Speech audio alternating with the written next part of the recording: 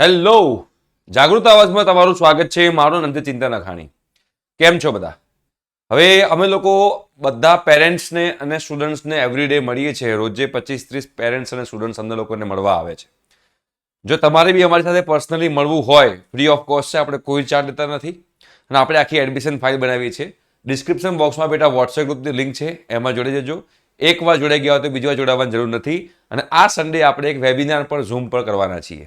Okay, તો miss ના કરતા. આ સન્ડે રાત્રે 9 વાગે વેબિનાર થશે તમારા એડમિશન માટેનો, 12th પછીની એન્જિનિયરિંગ એડમિશન પ્રોસેસનો. હવે આજે એક જે પેરેન્ટ્સ જે છે મને મળવા આવ્યા, એટલે અમને થયું કે આના વિશે આપણે વિડીયો બનાવવો જોઈએ એક રેડ એલર્ટ માટે. રેડ એલર્ટ બેટા એટલે કહેવા માગું છું બિકોઝ જેટલા બી પેરેન્ટ્સ અમને લોકોને મળવા આવે છે એમાં 90% પેરેન્ટ્સનું કહેવું એવું છે કે ઘણી બધી કોલેજોમાંથી અમને રેગ્યુલર કોલ આવવાના સ્ટાર્ટ થઈ ગયા છે. અને એક કોલમાં એ લોકોને એવું કહેવામાં આવે છે કે જલ્દી એડમિશન લઈ લો. કદાચ તમે લોકોએ પણ એક્સપિરિયન્સ કર્યું હશે. જો તમે લોકો આ વસ્તુ એક્સપિરિયન્સ કર્યું હોય તો કમેન્ટ બોક્સમાં કમેન્ટ કરજો કે યસ અમે આ વસ્તુ એક્સપિરિયન્સ કરી છે. તમને લોકોને એવા કોલ આવવાના સ્ટાર્ટ થઈ જશે કે ભાઈ જલ્દી એડમિશન લઈ લો, બાકી એડમિશન ફૂલ થઈ જશે અને તમને લોકોને એડમિશન મળશે નહીં. રાઈટ? અને આ તમારા ડરનો મિસયુઝ કરવામાં આવી શકે. અને આજે તો જે એક પેરેન્ટ મળવામાં આવ્યા હતા એ કોલેજમાં તો ટોકન ફી ભરીને પણ આવી ગયા છે. અને એવી બ્રાન્ચમાં ટોકન ફી ભરી છે કે એ કોલેજની એ બ્રાન્ચ ખાલી પડી રહે છે, છતાં પણ ટોકન ફી ભરીને આપે છે. અને ટોકન ફી ભરીને આવી જાય છે અને પછી એમાં અંદર નીચે લખેલું હોય છે કોઈ હિસાબે તમે જે ટોકન ફી ભરી છે એ તમને પાછી મળશે નહીં, નોટ રિફંડેબલ છે, આવું અંદર ચોખ્ખું લખેલું છે.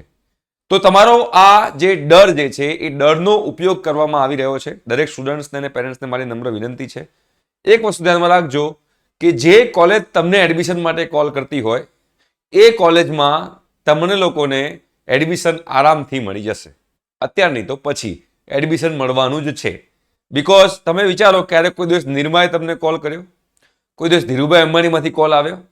જે ટીયર સારી કોલેજો છે તમને કોઈ દિવસ કોલ કરે છે કે એડમિશન લઈ લો બાકી ફૂલ થઈ જશે? એમને ખબર જ છે અને સ્ટુડન્ટ્સને પણ ખબર છે.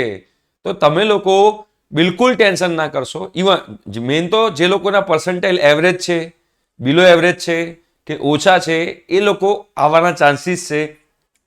એ સ્ટુડન્ટ્સ અને એ લોકોના મા બાપ સખત ચિંતામાં હોય છે. હું માની શકું છું કે તમે ચિંતામાં હશો, બટ જો તમે લોકો અમને એકવાર મળી ગયા હશો તો તમારી બધી ચિંતા અમે દૂર કરી દઈશું.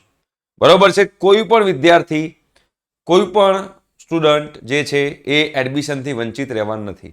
એટલે મારી દરેક પેરેન્ટને નમ્ર વિનંતી છે કે અત્યારે ઉતાવળમાં આવીને કોઈ જગ્યાએ ટોકન ફી ભરી અને એડમિશન બુક ના કરાવશો જ્યાં સુધી તમને લોકોના હાથમાં જો રિઝલ્ટ પણ નથી આવ્યા. રિઝલ્ટ આવવા દો, પર્સન્ટાઇલ આવવા દો, તમારો રેન્ક આવવા દો, પછી આપણે નક્કી કરી શકાય ને કે તમને કઈ કોલેજમાં એડમિશન મળશે, કઈ કોલેજમાં એડમિશન નહીં મળે. તો આપણે કઈ કોલેજમાં જઈને ફટાફટ એડમિશન બુક કરાવી દેવું જોઈએ, એ પછી ખબર પડે. અત્યારથી કેવી રીતે ખબર પડી શકે?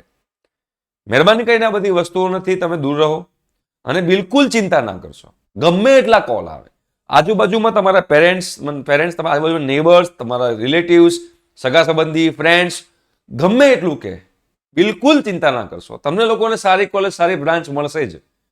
પણ ઉતાવળમાં આવીને ખોટો ડિસિઝન ના લઈ લેતા જેના કારણે તમને લોકોને 10-15 હજાર રૂપિયાનું, 25 હજાર રૂપિયાનું નુકસાન થાય. મારું એવી ઈચ્છા છે કે જે જાગૃત આવાજને ફોલો કરે છે એને 1 રૂપિયાનું પણ નુકસાન ના થવું જોઈએ અને સંતોષ થવો જોઈએ કે ભાઈ બરોબર છે, મારા રિઝલ્ટ પ્રમાણે અને મારા બજેટ પ્રમાણે મને બેસ્ટ કોલેજ મળી ગઈ છે, એ સંતોષ થવો જોઈએ. તો થોડીક પેશન્સ રાખજો અને જેટલા પણ વિડીયો આપણા જાગૃત આવાજ પર બને છે એને ધ્યાનથી જોજો, તો તમે કોઈ જગ્યાએ ફસાશો નહીં અને કોઈ જગ્યાએ તમે લોકો કહેવાય ને કે હેરાન થશો નહીં. ઠીક છે? તો એક નમ્ર વિનંતી છે, આ કોલ આવે એને ઇગ્નોર કરજો. બિકોઝ તમારા ડેટા ગમે તે રીતે ચારે બાજુ ફેલાયેલા જ હોય છે. એ ડેટા તમારા લીક થતા જ હોય છે, તમારા ફોન નંબર લીક થતા જ હોય છે અને તમારા ડેટા જે છે એ માર્કેટમાં વેચાતા પણ હોય છે કે 12th સાયન્સ કરેલું હોય એના 10,000 રૂપિયા. આવી રીતે તમારા ડેટા વેચાતા બી હોય છે. ફોન નંબર ક્યાંથી આવે છે, શું આવે છે, આપણને કોઈ આઈડિયા નથી, બટ આવી રીતે થતું હોય છે. તો તમારે બધી વસ્તુ ધ્યાનમાં રાખવાની છે, શાંતિથી રિલેક્સ રહેવાનું છે. કોઈનો ફોન આવે તો કહેવાનું કે હા ભાઈ અમે શાંતિથી ડિસિઝન લઈશું, વારે ઘડીએ ફોન ના કરશો. રાઈટ? એવો તો નંબરને બ્લેક લિસ્ટમાં મૂકી દો, બ્લોક કરી દો, જેના કારણે તમને લોકોને વારે ઘડી હેરાનગતિ ના થાય. બટ મહેરબાની કરીને કોઈ જગ્યાએ ટોકન ફીસ ન ભરતા અત્યારે. ઠીક છે? Thank you so much. By.